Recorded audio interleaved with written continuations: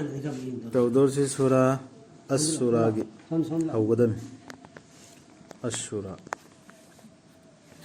अऊज़ु बिल्लाहि मिनश शैतानिर रजीम बिस्मिल्लाहिर रहमानिर रहीम हामीम आइन सीन क़ाफ कज़ालिक यूही इलैक व इलल लज़ीना मिन क़ब्लिक अल्लाहुल अज़ीज़ुल हकीम लहू मा फिस समावाति व मा फिल अर्द व हुवल अलियुल अज़ीम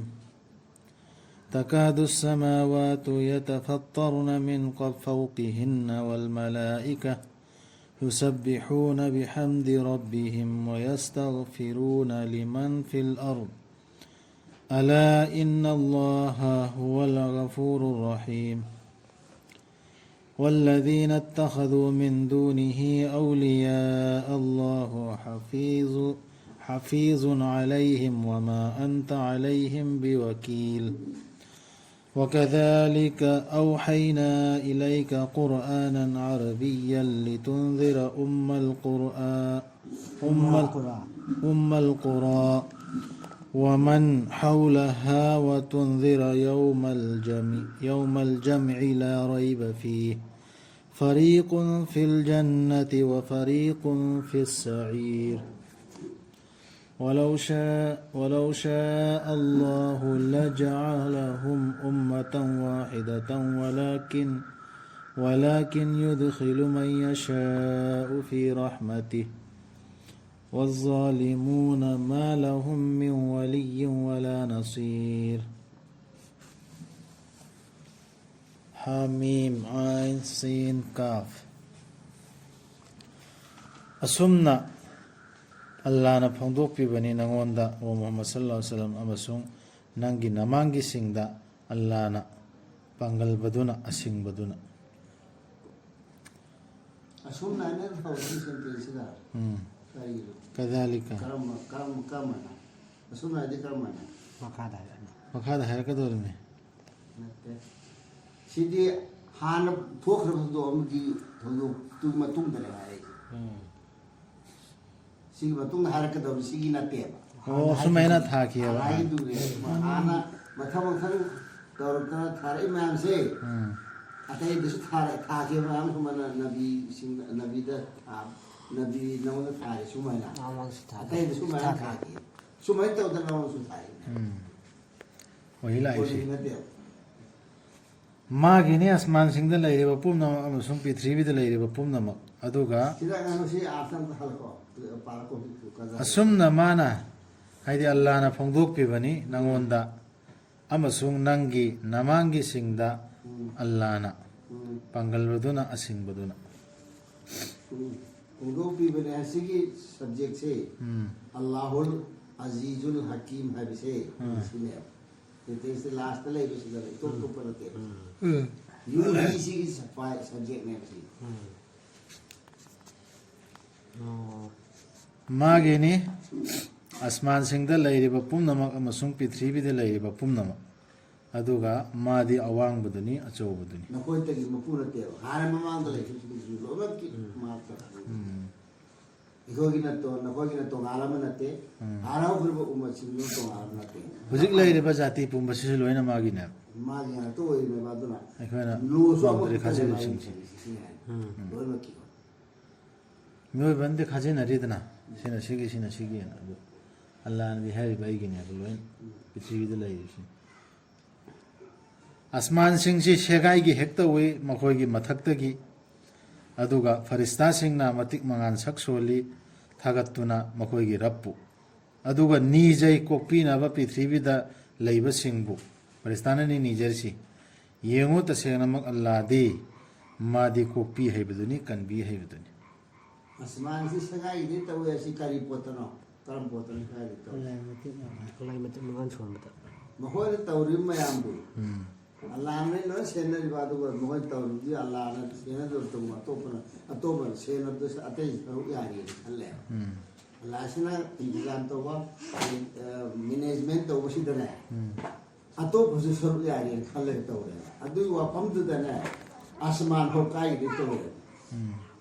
ꯐꯔꯤꯁꯇꯥꯁꯤꯡꯁꯤ ꯀꯤꯔ ꯇꯁꯕꯤꯍ ꯇꯍꯂꯤꯜ ꯇꯧꯗꯅ ꯂꯩꯌꯦꯕ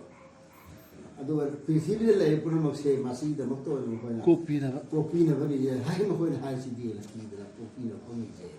ꯃꯈꯣꯏ ꯇꯧꯕꯁꯦ ꯑꯜꯂꯥꯍꯒꯤ ꯃꯔꯝꯗ ꯃꯈꯣꯏꯅ ꯈꯜꯂꯤꯕ ꯑꯜꯂꯥꯍꯁꯤꯒꯤ ꯃꯔꯝꯗ ꯑꯜꯂꯥꯍꯅ ꯇꯧꯔꯤꯕ ꯊꯕꯛ ꯃꯌꯥꯝꯁꯤꯗ ꯑꯇꯣꯞꯄꯅꯁꯨ ꯉꯝꯃꯤ ꯍꯥꯏꯕꯒꯤ ꯃꯇꯥꯗ ꯃꯈꯣꯏꯅ ꯑꯇꯣꯞꯄꯕꯨꯁꯨ ꯂꯥꯠꯂꯤꯕ ꯅꯠꯇ꯭ꯔꯒ ꯑꯇꯣꯞꯄꯅ ꯍꯥꯏꯕ ꯏꯜꯂꯤꯕꯁꯦ ꯃꯁꯤꯗ ꯐꯔꯤꯁꯇꯥ ꯃꯈꯩꯁꯤꯐꯥꯎ ꯀꯤꯌꯦ ꯑꯗꯨꯒ ꯃꯥꯕꯨ ꯊꯝꯂꯒ ꯑꯇꯣꯞꯄꯕꯨ ꯁꯦꯟꯅꯕꯤꯕꯁꯤꯡ ꯑꯣꯏꯅ ꯂꯧꯔꯤꯕꯁꯤꯡꯗꯨ ꯍꯧꯖꯤꯛ ꯂꯥꯛꯑꯦ ꯑꯗꯨ ꯑꯜꯂꯥꯍꯅ ꯁꯟꯇ꯭ꯔꯤꯅꯤ ꯃꯈꯣꯏꯒꯤ ꯃꯊꯛꯇ ꯑꯗꯨꯒ ꯑꯣꯏꯔꯤꯕꯅ ꯑꯜꯂꯥꯍꯅ ꯁꯟꯇ꯭ꯔꯤ ꯑꯣꯏꯕ ꯃꯈꯣꯏ ꯃꯊꯛꯇ ꯑꯗꯨꯗꯨꯒ ꯃꯈꯣꯏꯅ ꯑꯜꯂꯥꯍ ꯅꯠꯇꯕ ꯑꯇꯣꯞꯄꯁꯤꯡꯕꯨ ꯑꯜꯂꯥꯍꯅ ꯉꯥꯛꯄꯤꯔꯤꯕ ꯑꯜꯂꯥꯍꯅ ꯂꯥꯡꯕꯤꯔꯤ ꯈꯨꯖꯤꯟ ꯊꯧꯔꯥꯡ ꯇꯧꯕꯤꯔꯤꯕ ꯈꯜꯂꯤ ꯑꯗꯨꯒ ꯅꯪꯗꯤ ꯅꯠꯇꯦ ꯁꯟꯇ꯭ꯔꯤꯁꯤ ꯃꯨꯍꯝꯃꯗ ꯅꯠꯇꯦ ꯑꯗꯨꯕꯨ ꯅꯪꯒꯤ ꯃꯈꯣꯏꯒꯤ ꯃꯊꯛꯇ ꯋꯀꯤꯜ ꯑꯣꯏꯕ ꯅꯠꯇꯦ ꯋꯀꯤꯜ ꯅꯠꯇꯦ ꯍꯥꯏꯕꯒꯤ ꯑರ್ಥꯗꯤ ꯅꯪ ꯉꯝꯕ ꯅꯠꯇꯦ ꯅꯠꯇꯦ ꯑꯣ ꯃꯨꯍꯝꯃꯗ ꯁꯜꯂꯜꯂꯥꯍꯨ ꯑꯂꯩꯍꯤ ꯋꯁꯜꯂꯝ ꯃꯈꯣꯏꯒꯤ ꯃꯊꯛꯇ ꯑꯁꯤꯟ ꯑꯔꯥꯡ ꯅꯠꯇꯦ ꯁꯤꯒꯤ ꯑꯌꯥꯁꯤꯅ ꯃꯨꯟꯅ ꯈꯟꯊꯕ ꯌꯥꯏ ꯑꯗꯨꯒ ꯃꯥꯕꯨ ꯊꯝꯂꯒ ꯑꯇꯣꯞꯄꯕꯨ ꯁꯦꯟꯅꯕꯤꯕꯁꯤꯡ ꯑꯣꯏꯅ ꯂꯧꯔꯤꯕꯁꯤꯡ ꯍꯥꯏꯔꯤꯁꯦ ꯃꯨꯁꯔꯤꯛꯁꯤꯡꯅ sina falana mapu dugini sina falana mapu dugini adu khakta natte ba sira hairisi loinam pura islam si falana mi du yaudrdi ato pasi pau yauroi khangaroi ai yaudrdi aina hayaudardi aina quran du ta godri hayro si sunatte mohogi si su allah hai ba mayam se masi sidana kan khat pe am seng seng eman lagi ayat nan wakil dorga mohogi quran kopi ya haji ya adu su yaroi adragi nan wakil oi deba hidayat pi bangam wakil banate kari no wakil kari do te wakil pura senabi ba sangbi ba adagi magi da makta wakil oiradi kari do mi du gi mal oir bo wakil mi du gi lain du gi daita namna ho na do daita do aduni haisi nan wakil na te asumna ikoina am to in halamane adida संतरियन हल्ली santriyana halamane ande hafizun alaihim dasu asina rang kari भी वकील ना सिन रांगन हल्ली masila hodiya asina rang masila hodiya हाफिज न संतरी hafiz santi hafiz sena bi gai asumna ikoina khanghanbani nangonda quran ama arbi londa nangna paumen binaba shehar singi mama oibaduda makka shaharda amasung madugi akoibada leiribasingda aduga chekshil hannaba ate ho kriba kom si da ma nari ma fam da taw hindo adu ma na nawon da su nang ni lam si lon da quran da quran se arabi lon da na ha da na ba na wahi to da arabi lon da na wai na sa gi na ron da atop lam sin da taw du du ma lam du lon da hai samjai hindo adu ma na koi lam si lon arabi quran si ha ba na ba na won da kari da ta paumin chekshilwa haina banang koibada leiba aduga chekshil hannaba pumnamak pullagadaba numit adugi umul qura di qura si qarya tumi pulureni qarya di khungang natra shahar natra shahar mayam hal di qura hai kana umma di mama natra umil qura shahar mayam singi mama hai maru hai di sarpun ki maru ne makasa shahar mayam am ki arab si adu alina si baitullah si karisi makasi uman haulaha aduga makasi tate से कोई बदले do koibada koy dele bam khayrisu ki hannaba wa tunjara yawmal jam'a aduga ki hannaba nangna lohol loina ma wa hayna banangna yawmal jam'a qiyamat ki numit ki digi पुल लग दम pullagadu la rayba fihi ma du shoydana oiradaba sinnabar tarma qiyamat oni hache jama admi punjil bhai no punga asari no tulo pundori dala jama gi numit ki haide qiyamat ki numit ki si soina oirani haiba numit to adu numit tu gi maram da tho odor to do me am do madu chekshil adu gi damak ta chekshil wa aina basune si Raksi. Madugi matanga chingai leitraba. Numittu maduda kangbu amana leigadaba hikol da Kantiya aduga ki niyai oibagin haibda kangbu amana propok chapam Ido kantiya ki niyai oibamong haibu fariqun fil jannah kangbu amadi jannata dum hara ora leikardaba o fariqun kangbu amana ne sa'ir leikardaba jannam da ta ꯑꯆꯥꯛꯄ ꯃꯩ ꯀꯌꯥꯝ ꯂꯨꯔꯤ ꯀꯌꯥꯝ ꯀꯤꯒꯗꯕ ꯅꯨꯃꯤꯠ ꯑꯗꯨ ꯀꯤꯅꯤꯡꯉꯥꯏ ꯑꯣꯏꯔꯕ ꯅꯨꯃꯤꯠꯇꯣ ꯃꯗꯨꯒꯤꯗꯃꯛꯇ ꯆꯦꯛꯁꯤꯜꯂꯨ ꯍꯥꯏꯍꯧꯅꯕ ꯁꯤꯒꯤꯁꯤ ꯀꯨꯔꯥꯟꯁꯤ ꯊꯥꯔꯤꯅꯦꯕ ꯅꯉꯣꯟꯗ ꯑꯜꯂꯥꯍꯅ ꯑꯁꯨꯝꯅ ꯇꯧꯒꯦ ꯅꯤꯡꯕꯤꯔꯝꯂꯕꯗꯤ ꯃꯥꯅ ꯁꯦꯝꯕꯤꯔꯝꯕ ꯉꯝꯕꯅꯤ ꯃꯈꯣꯏꯕꯨ ꯖꯥꯇꯤ ꯑꯃꯈꯛꯇ ꯑꯣꯏꯅ ꯃꯁꯤ ꯀꯔꯤꯒꯤꯅꯣ ꯍꯥꯏꯕꯗ ꯑꯜꯂꯥꯍꯅ ꯇꯧꯒꯦꯗꯤ ꯂꯣꯏꯅꯃꯛꯁꯦ ꯃꯁꯂꯥꯟ ꯑꯣꯏꯍꯟꯕ ꯌꯥꯔꯦ ꯁꯤꯒꯤ ꯑꯥꯌꯠꯁꯤ ꯃꯊꯪ ꯃꯊꯛꯇ ꯂꯣꯏ ꯌꯥꯎꯕꯅꯤ ꯑꯗꯨꯗꯤ ꯑꯜꯂꯥꯍꯒꯤ ꯑꯅꯤꯡꯕꯗꯤ ꯇꯧꯅꯤꯡꯕꯁꯨ ꯃꯥꯅ ꯂꯧꯅꯤꯡꯉꯦꯕ ꯃꯥꯅ ꯆꯪꯍꯟꯕꯤꯕꯅꯤ ꯃꯥꯅ ꯆꯪꯍꯟꯕꯤꯒꯦ ꯅꯤꯡꯕꯤꯕꯗꯨ ꯃꯥꯒꯤ ꯃꯤꯅꯨꯡꯁꯤꯗ ꯄꯔꯤꯈꯥꯗꯨ ꯄꯥꯁ ꯑꯣꯏꯃꯤꯗꯣ ꯑꯗꯨꯗꯨ ꯃꯥꯅ ꯆꯪꯍꯟꯒꯅꯦꯕ ꯖꯟꯅꯠꯇ ꯆꯜꯍꯟꯒꯅꯤ ꯆꯨꯝꯔꯣꯝꯗ ꯑꯗꯒꯤ ꯃꯤꯅꯨꯡꯁꯤꯗ ꯑꯔꯥꯟꯕ ꯇꯧꯕꯁꯤꯡꯗꯤ ꯂꯩꯇꯕꯅꯤ ꯉꯥꯛ ꯁꯦꯟꯕꯤꯅꯕ ꯅꯠꯇ꯭ꯔꯒ ꯇꯦꯡꯕꯥꯡꯕꯤꯅꯕ ꯀꯌꯥ ꯑꯁꯤꯒꯤ ꯑꯌꯥꯠꯁꯦ ꯄꯥꯁ ꯑꯣꯏꯗꯤ ꯃꯉꯣꯟ ꯖꯍꯟꯅꯝꯗ ꯂꯩ ꯇꯥꯕꯅꯦ ꯉꯁꯥꯏ ꯃꯊꯛꯇ ꯍꯥꯏꯈꯤꯕꯗꯨꯁꯨ ꯁꯤꯁꯤꯅ ꯁꯟꯗꯣꯔꯛꯏꯃꯤ ꯀꯔꯤꯅ ꯄ꯭ꯔꯤꯊꯤꯕꯤ ꯑꯃ ꯑꯁꯃꯥꯟꯗ ꯂꯩꯔꯤꯁꯤ ꯂꯣꯏꯅ ꯑꯜꯂꯥꯍꯒꯤꯅꯤ ꯍꯥꯏꯈꯤꯕꯅꯤ ꯑꯜꯂꯥꯍꯒꯤ ꯍꯥꯏ ꯁꯤꯗ ꯈꯥꯏꯗꯣꯛꯏꯕ ꯒ꯭ꯔꯨꯞ ꯃꯌꯥꯝ ꯃꯖꯍꯕ ꯃꯌꯥꯝꯁꯤꯁꯨ ꯂꯣꯏꯅ ꯑꯜꯂꯥꯍꯒꯤ ꯑꯜꯂꯥꯍꯅ ꯁꯦꯟꯅꯔꯤꯕꯅꯦ ꯑꯗꯨꯗ ꯑꯩꯅ ꯐꯩ ꯅꯪꯅ ꯐꯠꯇꯦ ꯃꯥꯅ ꯑꯗꯨ ꯑꯅ ꯇꯧꯅꯔꯤꯁꯤ ꯁꯤ ꯁꯟꯇ꯭ꯔꯤ ꯑꯣꯏꯅ ꯊꯥꯔꯛꯑꯕ꯭ꯔꯕ ꯃꯈꯣꯏꯁꯤ ꯅꯪꯒꯤꯗꯤ ꯃꯦꯁꯦꯖ ꯌꯧꯐꯝ ꯊꯣꯛꯄꯗꯨ ꯌꯧꯍꯜꯂ ꯂꯣꯏꯔꯦ ꯑꯩꯈꯣꯏꯗꯤ ꯁꯤꯗ ꯀꯌꯥ ꯀꯌꯥꯗ ꯍꯥꯏꯈ꯭ꯔꯕꯅꯤ ꯅꯪꯒꯤ ꯅꯇꯧ ꯅꯠꯇꯦꯕ ꯃꯉꯣꯟꯗ ꯐꯥꯔꯒ ꯑꯩꯈꯣꯏꯗꯤ ꯁꯤꯗ ꯈꯨꯁꯨ ꯈꯨꯠꯂꯥꯏꯅ ꯇꯧꯔꯒ ꯂꯥꯛꯑꯒ ꯍꯥꯞꯄꯤꯗꯣ ꯗꯤꯟꯅꯦꯕꯗ ꯁꯤ ꯇꯧꯕ ꯌꯥꯝꯇꯦꯅ ꯍꯥꯏꯔꯦꯗꯅ ꯑꯗꯨꯅꯤ ꯕꯥꯎꯟꯗꯔꯤ ꯈꯥꯖꯤꯜꯂꯒ ꯑꯩꯈꯣꯏꯗꯤ ꯁꯤꯅ ꯑꯆꯨꯝꯕ ꯃꯁꯞꯅꯤ ꯁꯤꯅ ꯑꯔꯥꯟꯕꯅꯦꯅ ꯈꯥꯏꯗꯣꯛꯅꯩ ꯅꯠꯇ꯭ꯔꯒ ꯃꯈꯣꯏꯅ ꯂꯧꯕ꯭ꯔꯥ ꯃꯥꯕꯨ ꯊꯝꯂꯒ ꯑꯇꯣꯞꯄꯕꯨ ꯉꯥꯛ ꯁꯦꯟꯕꯤꯅꯕꯁꯤꯡ ꯑꯣꯏꯅ ꯁꯤ ꯂꯧꯕꯩ ꯅꯠꯇ꯭ꯔꯣ ꯈꯥꯏꯗꯣꯛꯅꯔꯤꯁꯤ ꯑꯩꯈꯣꯏ ꯂꯤꯗꯔꯁꯤ ꯂꯩꯔꯦ ꯑꯇꯣꯞꯄꯅꯁꯨ ꯉꯝꯃꯦ ꯈꯜꯂꯤꯕ꯭ꯔꯥ ꯍꯥꯏꯕ ꯑꯗꯨꯕꯨ ꯑꯜꯂꯥꯍꯗꯤ ꯃꯍꯥꯛꯅꯤ ꯉꯥꯛ ꯁꯦꯟꯕꯤꯕ ꯑꯣꯏꯔꯤꯕꯗꯨ ꯑꯣꯏꯔꯤꯕꯅ ꯍꯥꯏꯅ ꯍꯜꯂꯁꯦ ꯍꯥꯏꯕꯁꯤ ꯑꯣꯏꯔꯤꯕꯅ ꯉꯥ ꯁꯦꯝꯕ ꯆꯪꯕꯤꯔꯛꯑꯣꯏꯗꯅ ꯑꯜꯂꯥꯍ ꯃꯍꯥꯛꯁꯨ ꯑꯜꯂꯥꯍ ꯃꯍꯥꯛꯅꯅꯤ ꯍꯤꯡꯍꯜꯂꯤꯁꯨ ꯃꯍꯥꯛꯅꯅꯤ ꯄꯨꯟꯁꯤ ꯄꯤꯕꯤꯔꯤꯕꯗꯨ ꯑꯁꯤꯕꯗ ꯑꯗꯨꯒ ꯃꯥꯗꯤ ꯄꯣꯠ ꯈꯨꯗꯤꯡꯒꯤ ꯃꯊꯛꯇ ꯉꯝꯕꯅꯤ ꯇꯧꯅꯤꯡꯕꯇ ꯇꯧꯕ ꯁꯤꯁꯤꯅꯤ ꯑꯗꯨ ꯉꯝꯃꯒ ꯑꯇꯣꯞꯄ ꯀꯩꯒꯤ ꯂꯧꯔꯤꯅꯣ ꯁꯤ ꯉꯝꯃꯒ ꯑꯃꯨꯛꯀ ꯑꯇꯣꯞꯄ ꯑꯩꯈꯣꯏꯒꯤ ꯃꯥꯅ ꯍꯥꯏꯈ꯭ꯔꯗꯤ ꯂꯣꯏꯔꯦꯅ ꯑꯩꯅ ꯒ꯭ꯔꯨꯞ ꯑꯃ ꯄꯥꯏꯗꯧꯔꯤꯁꯤ ꯀꯔꯤꯒꯤꯅꯣ ꯑꯜꯂꯥꯍꯒꯤ ꯂꯥꯏꯔꯤꯛꯁꯤ ꯄꯥꯏꯗꯕꯤꯗ ꯃꯥꯅ ꯍꯥꯏꯗꯣ ꯂꯣꯏ ꯆꯨꯝꯃꯦꯅ ꯆꯨꯝꯃꯦꯅ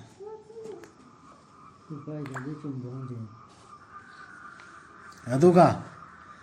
ꯅꯈꯣꯏꯅ ꯌꯥꯅꯗꯕ ꯄꯣꯠ ꯈꯨꯗꯤꯡꯗ ꯃꯗꯨꯒꯤ ꯕꯤꯆꯥꯔꯗꯤ ꯑꯜꯂꯥꯍꯒꯤꯅꯤ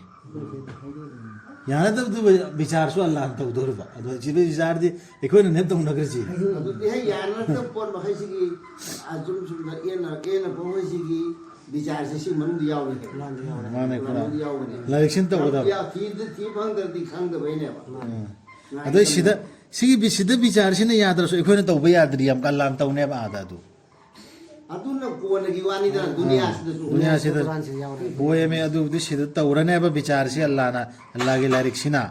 ꯁꯤꯁꯤꯅ ꯐꯩꯁꯂꯥ ꯇꯧꯕꯗ ꯌꯥꯗꯕꯗꯣ ꯑꯩꯈꯣꯏꯅ ꯇꯧꯔꯔꯣꯏꯕ ꯑꯗꯨ ꯑꯜꯂꯥꯍꯅ ꯐꯩꯁꯂꯥ ꯇꯧꯅꯩ ꯑꯗꯨ ꯁꯤꯗꯗꯤ ꯑꯩꯈꯣꯏꯅ ꯇꯧꯅꯩꯌꯦꯕ ꯆꯩ ꯊꯥꯔ ꯇꯧꯔꯤ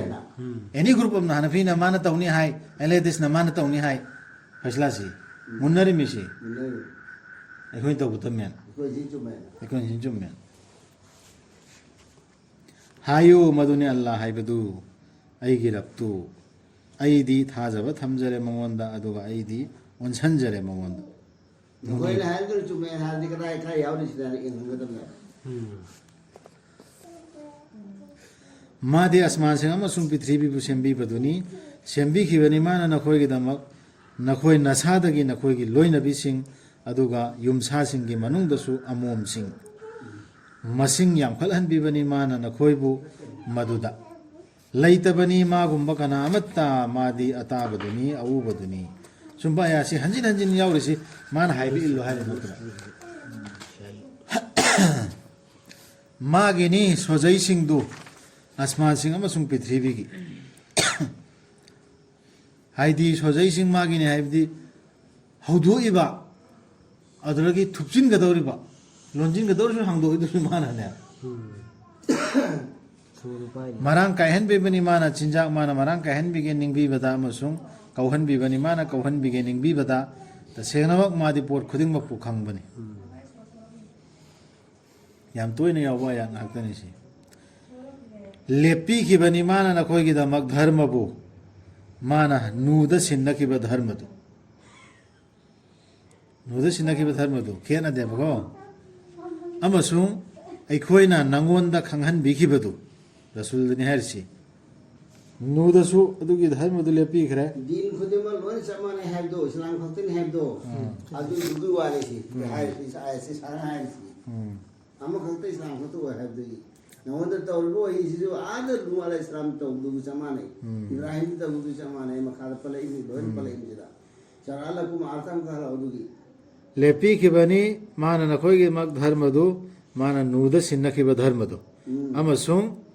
aikoina nangwanda khanghan khiba singdu aduga aikoina ibrahim musa amasung isada sinnakhibadu dharmadu bu lebhannaba bujiki dharmadu chumda lepta lainabagi aduga nakhoina maduda machet tanadanaba अभी कुरान से मचे ताबी आ रही बराबर नुदई सिन्नरप धर्म चुमदिन चुमन लेपन बगी सी युंबी सी फिर इमेबा फादो कनो शिक्षिनेना अदु सिदै मचे तामी दुबु कर्म धर्म द लैदोर म isada musada isada लोइन मक्ता sinakhi si karino an aqimuddin din कायम तौना islam si kaim tau hai si loi nokta अल्लाह ने सिन्नरी ब धर्म दु कायम तौना wala ta farra ko to khai taran wa ji अदुगा नखोइना मदुदा मचे तानदना लूना थोकपनी मुशरिक सिंगदा मैं मसी तौथमी दु आदि कुरान से मचे ताबदु मुशरिक तारक्तर से आया सिम तुमिना लायम लापे हो ने मूर्ति खिल्ला लापे दु तने खन गरे या कुरान से मचे ताबदु सिगी युंबी सिपाई द मिदुसु लूना थोकना asli ya usda punna le madi mache sutta taro लूना थोकपनी मुशरिक सिंगदा नंगना मखोइबु कौरिबा दोमदा लाकपा लाकपसु लूना थोएबा मुशरिक सिंगदा अदु सिदा कुरान से चंगसि लाउन हेना कौबद लुम्मिबा मिदु इसा इसा चेक तौगदमेबा लुम्मि से करी मरम दैनो हाइबसि nangna kaul bodu tala akadami abdullah ila pujai maramda allah dala pam ma atopa dala pam man matauda kaul mi ma khaido adu dudadi nan haiwa ta ma tala akadami hai si amna lura to moi da han bu mayam ulama ma khoi ulama ma khoi ta am bu ma tu to buduna hado budu luna to ya अदरगी अमना सिदने खन थबे याबम सियावेबा एकोइन हजु कुरान से चंगसि लावना कौब कांदने करिम त खंगदबा हिंदू पंडित ओइरो gyro मूर्ति दे सेनद लैबे हिंदू अमदा नत्र Christian अमदा हायोबा एकोइ धर्म गे आयाछि सिने कुरान गेना मांगोंदा दुयाम लुमोय तागने लुंगदोर मी दु कना कना नो इसा चेक तो इसा इसा कुरान से गे आयाछि लाउन है एनक त पंदने लुम्मी बमी से कनानो से अखोद अल्लाह ने ब्रेन बिर इन मिनी एम ऑब्जेक्ट तोर ka na le mi khoi se le mi bai khoi se सिदन हेलु लुम्मे इसलिए दवा है ना माता और जो तो मुझे ना वो पे चले ना ये तो इसे कोई मिशन बनाते तो परमिशन करने वो मोहन तो इसे वो ना पचना bahata ना ताबम मार के वो दे ने सीधा ये हांडिस तो लुना थोएबा रसुलना कौरि बमाय गइदरा खंगत पीबनी अल्लाह ना मागी माइकैदा माना खंगत पीगे निंगबी सिसो हमको अल्लाह की नेबा अल्लाह ना नेबा दुसु खंगत पीदोर सि माना खंगत पीगे निंगबी बदु अदुगा लमजिंग बीबनी मागी माइकैदा मंगोंद वंसन जरकपदु ओंदो वंसन जबे कुरान दो वंसन जब दुना तरो कुरान दो वंसन लकुम मिदो अल्लाह लमजिंग कदोर ओय बना मा मपू की दल लेर में हांदई एनी मपू ओम लातना मा लेरम मेबा मपू ओम दि लातना अदु कीदी की मा ओंजिल एने लागी लारिक सिदा अदुदी अदु लमजिंग गदोरी अल्लाह लंजी ने बाबू मखोइना मचे तानखिबा नत्ते ज्ञान लौसिंगदु मखोइदा लाकलबा मतुंगदा नत्तना सिसोम बाहिर इसिम कीद्रा या खाना जुम्मे लोइन हाइरमी कुरान सिनी अल्लाह थार इदु न हाइरमी लोइना सिनी अल्लाह थार इदु लाइक तो चुप्पी में कोली में तो सुवन में कोई में से हम सब तो ते कलक यंगथीनबदगी मखोइगी मरक्ता वहै अमा मांग थाखिरमद्रबदी नंगी रप्तगी कखिबा मतम अमा फाव ngaibibagi wakhairam lagadabani makoigi marakta aduga tasenama makoigi tungda lairik tu phanghouba singna chingnari masigi Quran sigi matangda mapukning langtaknana ꯁꯤꯒꯤ ꯃꯇꯝꯁꯤ ꯀꯌꯥꯃꯨꯛ ꯑꯣꯏꯔꯛꯀꯗꯕꯅꯣ ꯑꯗꯨ ꯐꯥꯎꯗꯨ ꯄꯔꯈꯥꯁꯨ ꯐꯪꯒꯗꯕꯅꯤ ꯍꯥꯏꯕꯒꯤ ꯋꯥꯍꯩ ꯑꯣꯏꯔꯁꯨ ꯅꯠꯇ꯭ꯔꯒꯅ ꯁꯤꯕꯒꯤ ꯃꯥꯅ ꯇꯧꯔꯛꯄ ꯊꯕꯛꯇꯨ ꯃꯇꯨꯡꯗ ꯐꯪꯒꯗꯕꯅꯤ ꯍꯥꯏꯕ ꯋꯥꯍꯩ ꯑꯃ ꯂꯩꯗꯣ ꯄꯔꯈꯥ ꯑꯣꯏꯅ ꯑꯗꯨꯒꯤꯅꯦꯅ ꯑꯗꯨꯒꯤ ꯋꯥꯍꯩꯗꯨ ꯂꯩꯔꯝꯗꯕ ꯇꯥꯔ ꯑꯗꯨ ꯑꯣꯏꯔꯗꯤ ꯍꯧꯖꯤꯛ ꯍꯦꯛꯇ ꯈꯨꯗꯛꯇ ꯂꯣꯏꯁꯤꯟꯕ ꯈꯨꯗꯛꯇ ꯐꯩꯁꯂꯥ ꯇꯧ ꯂꯣꯏꯁꯤꯟꯕ ꯌꯥꯕꯅꯦꯕ ꯑꯗꯨ ꯂꯣꯏꯁꯤꯜꯂꯣꯏꯕ ꯑꯩꯅ ꯄꯔꯈꯥ ꯂꯧꯈꯤꯅꯦ ꯑꯗꯨꯅ ꯃꯁꯤꯗ ꯙꯔꯃꯁꯤꯗ ꯀꯧꯔꯣ ꯃꯈꯣꯏꯕꯨ ꯆꯦꯠꯅ ꯂꯦꯞꯄꯨ ꯅꯉꯣꯟꯗ ꯍꯨꯀꯨꯝ ꯇꯧꯈꯤꯕꯒꯨꯝ ꯁꯤꯒꯤ ꯙꯔꯃꯁꯦ ꯂꯥꯟꯊꯥꯔꯛꯏꯕ ꯁꯤꯒꯤ ꯅꯨꯗ ꯏꯕ꯭ꯔꯥꯍꯤꯝꯗ ꯏꯁꯥꯗ ꯄꯤꯈꯤꯕ ꯙꯔꯃ ꯍꯥꯏꯔꯦꯗꯅ ꯁꯤꯒꯤꯁꯦ ꯀꯨꯔꯥꯟꯁꯦ ꯁꯤꯒꯤꯁꯤꯗ ꯆꯦꯠꯅ ꯂꯦꯞꯄꯨ ꯅꯉꯣꯟꯗ ꯍꯨꯀꯨꯝ ꯇꯧꯈꯤꯕꯒꯨꯝ ꯇꯨꯡ ꯏꯜꯂꯨꯅꯨ ꯃꯈꯣꯏꯒꯤ ꯑꯄꯥꯝꯕꯁꯤꯡꯒꯤ ꯑꯗꯨꯒ ꯍꯥꯏꯌꯨ ꯑꯩꯗꯤ ꯊꯥꯖꯔꯦ ꯂꯥꯏꯔꯤꯛ ꯑꯁꯤꯒꯤ ꯑꯜꯂꯥꯍꯅ ꯊꯥꯗꯕꯤꯔꯛꯂꯤꯕꯁꯤꯗ ꯑꯗꯨꯒ ꯑꯩꯉꯣꯟꯗ ꯍꯨꯀꯨꯝ ꯇꯧꯕꯤꯔꯦ ꯋꯥꯌꯦꯜ ꯆꯨꯝꯅꯕ ꯅꯈꯣꯏꯒꯤ ꯅꯔꯛꯇ ꯑꯜꯂꯥꯍꯗꯤ ꯑꯩꯈꯣꯏꯒꯤ ꯁꯨꯔꯞꯅꯤ ꯅꯈꯣꯏꯒꯤ ꯁꯨꯔꯞꯅꯤ ꯁꯤꯁꯨ ꯍꯥꯏꯌꯨ ꯍꯥꯏꯍꯜꯂꯤꯅꯤ ꯅꯈꯣꯏ ꯁꯨꯔꯞꯅꯦꯕ ꯅꯈꯣꯏꯒꯤꯅ ꯑꯩꯈꯣꯏꯒꯤ ꯊꯕꯛꯁꯤꯡꯅꯤ ꯑꯗꯨꯒ ꯅꯈꯣꯏꯒꯤꯅ ꯅꯈꯣꯏꯒꯤ ꯊꯕꯛꯁꯤꯡꯅꯤ ꯌꯦꯠꯅꯅꯤꯡꯉꯥই ꯂꯩꯇꯦ ꯑꯩꯈꯣই ꯑꯃꯁꯨꯡ ꯅꯈꯣꯏꯒꯤ ꯃꯔꯛꯇ ꯄꯨꯂꯞ ꯄꯨꯜꯍꯟꯕꯤꯒꯗꯕꯅꯤ ꯑꯜꯂꯥꯍꯅ ꯑꯩꯈꯣꯏꯕꯨ ꯃꯉꯣꯟꯗꯅꯤ ꯑꯔꯣꯏꯕ ꯄꯨꯡꯐꯝꯗꯨ ꯁꯤꯗ ꯑꯩꯈꯣꯏꯅ ꯁꯣꯏꯕ ꯑꯃꯁꯨ ꯌꯥꯎꯋꯦꯕ ꯔꯁꯨꯜꯗ ꯍꯥꯏꯍꯜꯂꯤꯁꯤ ꯀꯔꯤꯅ ꯅꯈꯣꯏꯒꯤ ꯁꯨꯔꯞ ꯍꯥꯏꯍꯜꯂꯤꯑꯕ ꯅꯈꯣꯏꯒꯤ ꯁꯨꯔꯞ ꯑꯩꯈꯣꯏꯒꯤ ꯁꯨꯔꯞ ꯑꯗꯨꯒ ꯊꯕꯛꯇꯤ ꯅꯈꯣꯏꯅ ꯇꯧꯔꯤꯕ ꯑꯃꯜꯗꯨꯅ ꯅꯈꯣꯏꯒꯤ ꯑꯗꯨꯒ ꯑꯩꯅ ꯇꯧꯔꯤꯕ ꯑꯃꯜꯁꯤꯅ ꯑꯩꯈꯣꯏꯒꯤ ꯁꯤꯅꯦꯕ ꯍꯥꯏꯍꯜꯂꯤꯁꯤ ꯃꯄꯨꯗꯤ ꯑꯃꯈꯛꯇꯅꯤ ꯅꯈꯣꯏꯒꯤꯁꯨ ꯃꯄꯨꯅꯦ ꯃꯤ ꯌꯥꯗꯕ ꯑꯃꯐꯥꯎ ꯂꯩꯔꯣꯏ ꯅꯠꯇꯤꯌꯦ ꯑꯩꯈꯣꯏ ꯙꯔꯃ ꯆꯨꯝꯃꯦꯅ ꯆꯠꯂꯤꯕ ꯀꯥꯡꯕꯨꯁꯤꯅꯅꯦ ꯑꯩ ꯃꯈꯣꯏꯒꯤꯗꯤ ꯑꯁꯤꯒꯤ ꯂꯥꯛꯑꯦ ꯁꯤꯅꯦꯅ ꯍꯥꯏꯕ ꯌꯥꯎꯋꯦꯕ ꯁꯣꯏꯗꯅ ꯅꯈꯣꯏꯗꯤ ꯑꯗꯨꯏ ꯂꯥꯛꯏꯗꯨꯅꯤ ꯀꯔꯤ ꯁꯅ ꯂꯥꯠꯂꯤꯃꯤ ꯑꯗꯨꯅꯤ ꯅꯈꯣꯏꯅ ꯇꯨꯡꯏꯜꯂꯤꯗꯨ ꯑꯗꯨꯒꯤꯅꯦꯅ ꯍꯥꯏꯕ ꯌꯥꯎꯋꯦꯕ ꯁꯣꯏꯗꯅ ꯑꯗꯨ ꯍꯥꯏꯔꯣꯏꯗꯕꯅꯤ ꯅꯈꯣꯏꯒꯤꯁꯨ ꯂꯥꯛꯏꯗꯨ ꯍꯧꯖꯤꯛꯀꯤ ꯑꯃꯈꯛꯇ ꯉꯥꯏ ꯃꯄꯨꯁꯤꯅꯦ ꯁꯤ ꯑꯅꯤꯁꯦ ꯑꯉꯝ ꯑꯊꯧ ꯑꯅꯤ ꯑꯩꯈꯣꯏ ꯂꯤꯗꯔ ꯁꯥꯅꯤꯡꯕ ꯑꯉꯝ ꯑꯊꯧ ꯑꯅꯤꯁꯦ ꯙꯔꯃ ꯃꯈꯩꯒꯤ ꯂꯤꯗꯔ ꯃꯈꯩꯁꯦ ꯁꯤꯒꯤꯁꯤꯅ ꯃꯔꯨ ꯑꯣꯏꯅ ꯁꯔꯀꯥꯔꯁꯤ ꯑꯗꯨꯒ ꯑꯜꯂꯥꯍꯒꯤ ꯃꯇꯥꯡꯗ ꯃꯔꯩ ꯌꯦꯠꯄꯁꯤꯡꯗꯨ ꯃꯤꯁꯤꯡꯅ ꯃꯉꯣꯟꯗ ꯄꯥꯎꯈꯨꯝ ꯄꯤꯅꯈ꯭ꯔꯕ ꯃꯇꯨꯡꯗ ꯑꯗꯨꯒ ꯑꯜꯂꯥꯍꯒꯤ ꯃꯇꯥꯡꯗ ꯃꯔꯩ ꯌꯦꯠꯄꯁꯤꯡꯗꯨ ꯃꯉꯣꯟꯗ ꯄꯥꯎꯈꯨꯝ ꯄꯤꯅꯈ꯭ꯔꯕ ꯃꯇꯨꯡꯗ ꯃꯈꯣꯏꯒꯤ ꯃꯔꯩꯗꯨ ꯆꯠꯅꯕ ꯌꯥꯔꯔꯣꯏ ꯃꯈꯣꯏꯒꯤ ꯃꯔꯩꯗꯨ ꯆꯠꯅꯕ ꯌꯥꯔꯔꯣꯏ ꯃꯈꯣꯏꯒꯤ ꯔꯕꯀꯤ ꯃꯅꯥꯛꯇ ꯃꯈꯣꯏꯒꯤ ꯃꯊꯛꯇ ꯃꯥꯒꯤ ꯑꯁꯥꯎꯕꯅꯤ ꯃꯈꯣꯏꯗꯨꯒꯤꯗꯤ ꯁꯥꯊꯤꯔꯕ ꯗꯟꯗꯤꯅꯤ ꯈꯪꯈ꯭ꯔꯕ ꯌꯥꯔꯦꯅ ꯀꯜꯃꯥ ꯁꯣꯟꯈ꯭ꯔ ꯃꯇꯨꯡꯗ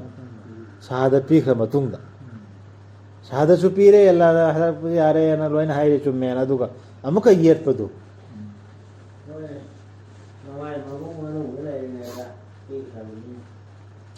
ꯑꯜꯂꯥꯍꯅꯅꯤ ꯊꯥꯗꯕꯤꯔꯛꯂꯕꯗꯨ ꯂꯥꯏꯔꯤꯛꯇꯨ ꯑꯆꯨꯝꯕꯒ ꯂꯣꯏꯅꯅ ꯑꯃꯁꯨꯡ अल्लाह की दावत पर लब्बैक कहे जाने के बाद ला इलाहा इल्लल्लाह मोहम्मद रसूलुल्लाह नबी ने दावत की मकुमते ने ना सच्चाने था लिखरवा लाख खरवा मतुंदा लब्बैक कहने वालों से अल्लाह के दीन के मामले में झगड़े करते हैं अल्लाह के दीन की मतलब भी उनकी हुज्जतबाजी उसके रब के रजी बातिल है माना तो हुज्जतबाजी जो कलमा सुर मुसलमान तो हुज्जत लो रे दी माना कलमा न सोनो रे दी जो को न मान कलमा के खिलाफ सुरक्षित है कुंती है वदे अल्लाह ने हाजी चुम्मी ला मपूल तेरे अल्लाह के उसका कुंती तरह बोला أنا هايبلي اللي ترى بين هذا هذا إلا ما تندى نتاوش ما تندى إلى إيه مرتب إيه كم هذا كذا أدور دماغ ما إذا كيل با كايدو لو باطل نرى باطل أوبتنا تنا bahal tu ni hena danti pangna hena danti Allah nani thada birakli badu lairik tu achum bagal loina amasung phala dusu achum aran onnaba mizan aduga karina nangbu khangangani pungja du naklamba su yai haibadu se bazu tawsira